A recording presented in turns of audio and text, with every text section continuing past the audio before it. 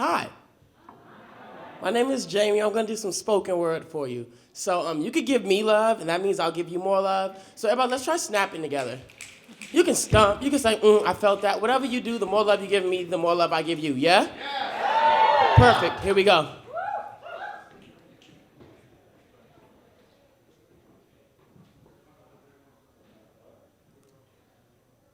They say you can't judge a book by its cover. I say you've never been black, never been categorized by the color of your complexion, never been stigmatized because of your skin. To be black in America is to be another author in a never-ending anthology about oppression. It is to be a chapter captured in chains and carried to the table of contents known as this country. And isn't it ironic that they call this the land of the free? To be black in America is to know that you could have been a commodity had you been born 200 years before.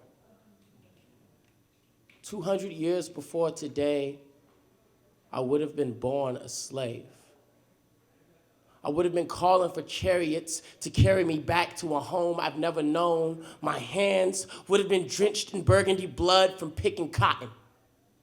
In fights, in the right routes to run away. And sometimes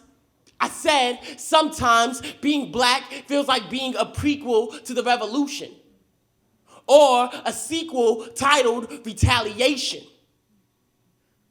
I'm tired.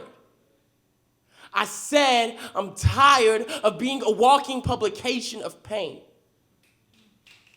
of being a preface of survival.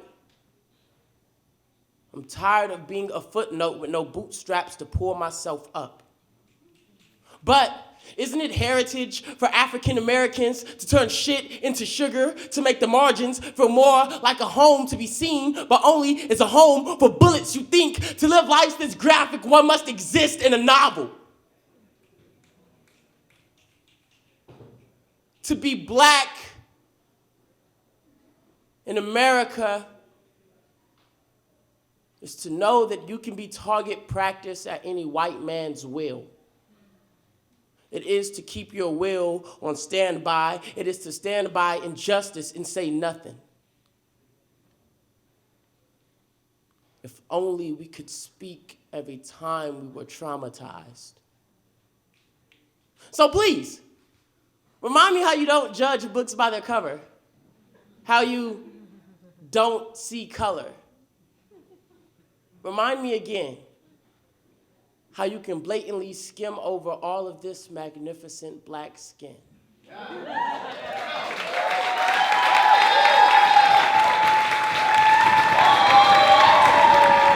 Okay, sweet. I got one more poem for you guys. Don't forget, you can snap during the performance. Whatever you feel is whatever I feel.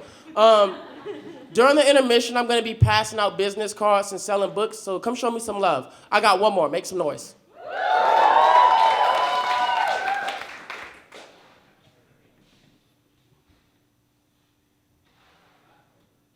My toes taste the cold currents before I realize that I am standing black and barefoot in a wasteland of water. Looking back, I realize that the waves carried me here without consent. Yet, nevertheless, I continue to call this ocean home. And here, I hear barracudas biting into bones for breakfast. I see sharks sharpening their jaws, fouling their fangs with the remains of decrepit skeletons. You see, the sea is a dangerous place. It is the bloodiest of whirlpools where fish who share my features replace their name with the word lunch. Lawless lagoon where the mighty sand dollar reigns supreme.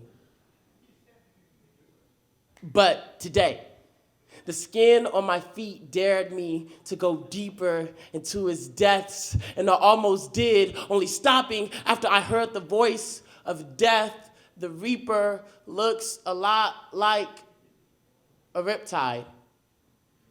Hatred bubbles out of his throat before he threatens to sink me. In a familiar tone that sounds a lot like genocide, he says, "Boy, I will swallow you whole like I did your ancestors." So make no mistake, the waves were a warning, and I'll drown you in a watery grave if you ever forget your place. If you ever forget that this ocean was not made for your kind. The irony being that the brine of this country is salty with black blood. This country is a ship that will trade my hope for a freight of obedience, a ship that will smash me into nothing but flotsam. If only black bodies could breathe underwater. We built Atlantis in the name of our ancestors. If only this ocean was kind to my kin, then black bodies would buoy because of freedom. If only there was an oasis of acceptance in America.